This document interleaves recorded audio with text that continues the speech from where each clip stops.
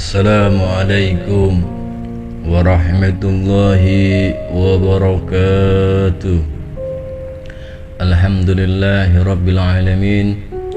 Sahabatku yang dimuliakan Allah Subhanahu wa taala. Hari ini kita akan bahas tentang manaqib Syekh Nurjati atau Maulana Idofi Mahdi Fat yang kedua, yaitu bagaimana keterkaitan antara Syekh Kuro dengan Syekh Nurjati, dakwah di Giri Amparan Jati. Syekh Kuro merupakan utusan dari Raja Campa, jelas. Jadi Syekh Kuro ini datang ke Nusantara. Syekh Kuro ini adalah utusan daripada Raja Campa. Dan Syekh Kuro dan Syekh Nurjati atau Maulana Idofi Mahdi, beliau ini masih saudara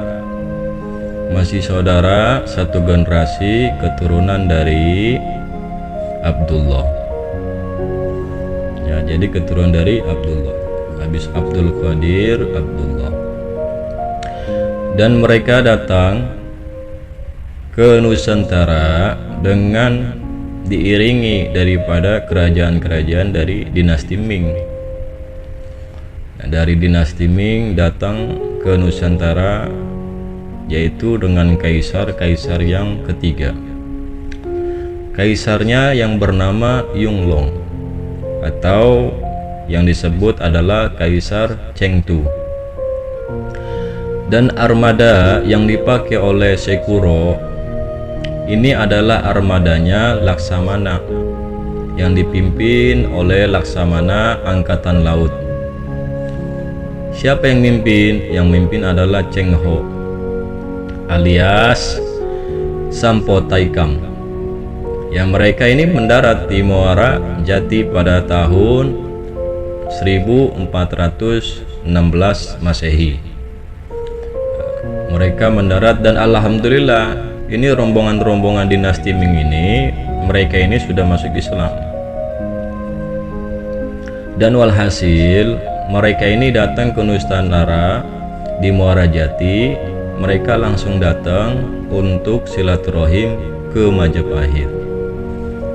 Ke Majapahit dulu dia, dalam rangka untuk menjalin persahabatan. Jadi orang-orang dulu itu kalau datang di satu kampung, kalau datang di suatu daerah, mereka ini punya adab, mereka izin. Nah, memang pada saat itu kerajaan yang mulai terdengar namanya adalah Majapahit. Jadi mereka ini datang ke Majapahit silaturahim. Ya, ketika nih armada sampai di Muara Jati, Syekh Kuro ini langsung ke Kerawang. Syekh Kuro atau Syekh Hasanuddin, ya, berserta para pengikut-pengikut dari Syekh Kuro menyebarkan agama Islam di kota atau di desa Kerawang. Ya, jadi kedua tokoh ini, Syekh Datuk Kafi atau Syekh Kuro, mereka ini adalah saudara, dan dakwahnya ini Masya Allah saling bahu-membahu, bantu-membantu, sehingga terjalin keharmonisan antara Syekh Kuro dengan Syekh Datuk Kafi.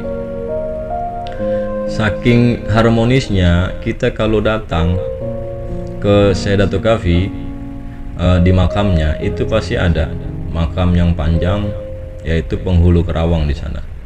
Ada sebelum masuk dari pemakaman Syekh Datuk Kafi. Itu makamnya dekat Syekh Tolha. Ada di sana. Singkat cerita, Syekh Datuk Kafi ini mengirim utusannya dari Kerawang untuk di Giri Amparan Jati. Ya, harmonis dakwanya. Jadi Cirebon dengan Kerawang ini dakwanya sangat harmonis. Bahu membahu, bantu membantu.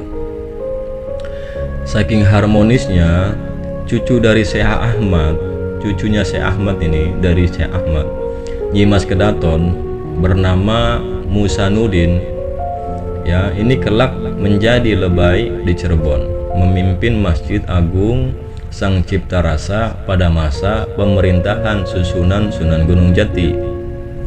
Jadi Syekh Ahmad ini merupakan anak dari Syekh Kuro dengan Ratna Sondari, putri Ki Gendeng Kerawang.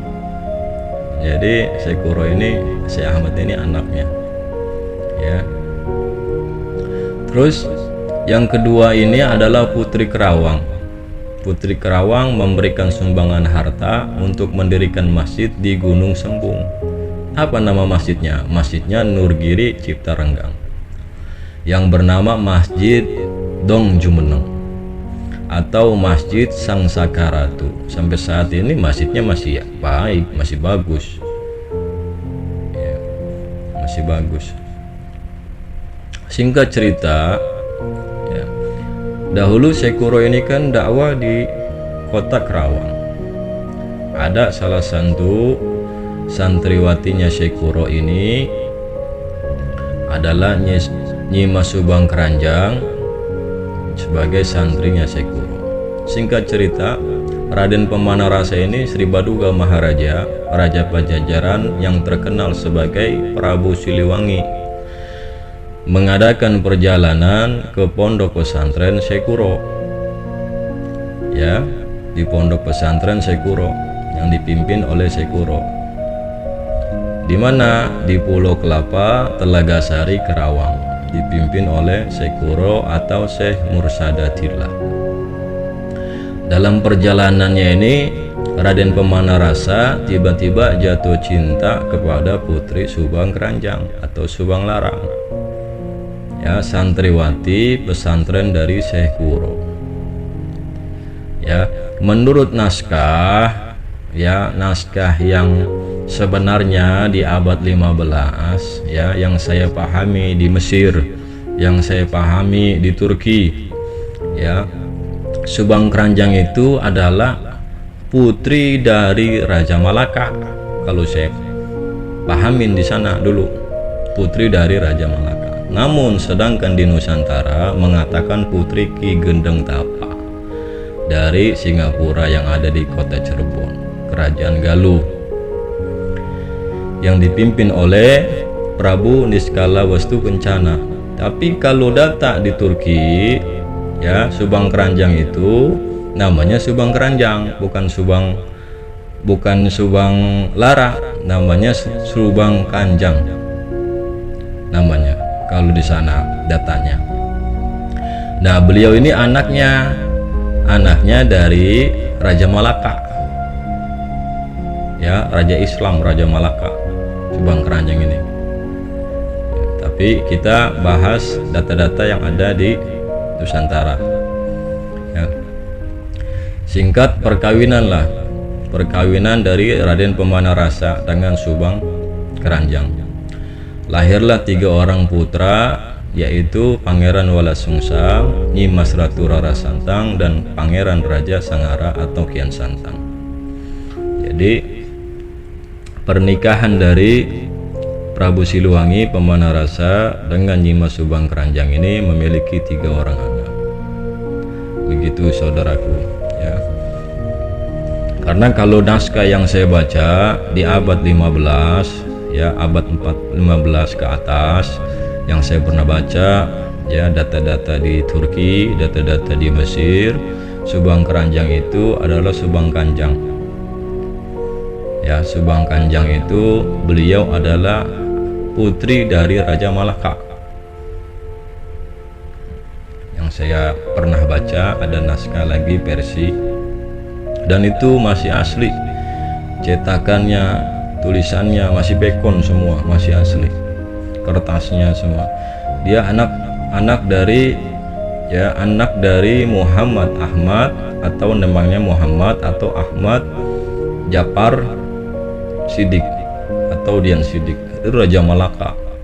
Jadi kalau saya baca di kitab naskah abad 15 versi dari Turki, itu Subang Keranjang itu dengan Syekh Kuro adalah paman, ya, paman. Terus di situ rujukan rawinya ada yang mengatakan sepupu, Tapi kalau di Nusantara bukan sebagai santri.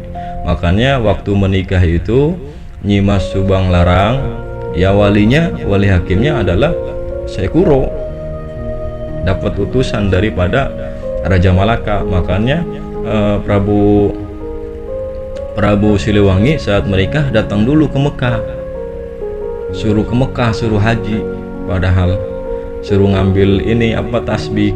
Nah, suruh datang ke Mekah dulu, itu menemui walinya Subang Keranjang itu ada di Mekah, karena beliau itu sekaligus mufti, sekaligus ulama, sekaligus raja. Tapi kalau yang di naskah-naskah yang ada di Indonesia adalah dari Cirebon, ya, Kerajaan Galuh. Itu saja yang dapat saya sampaikan, kurang lebihnya mohon maaf. Nanti kita lanjut fat yang ketiga, ya sahabatku, pelan-pelan supaya menyerap ilmunya, supaya dapat memahami. Assalamualaikum warahmatullahi wabarakatuh.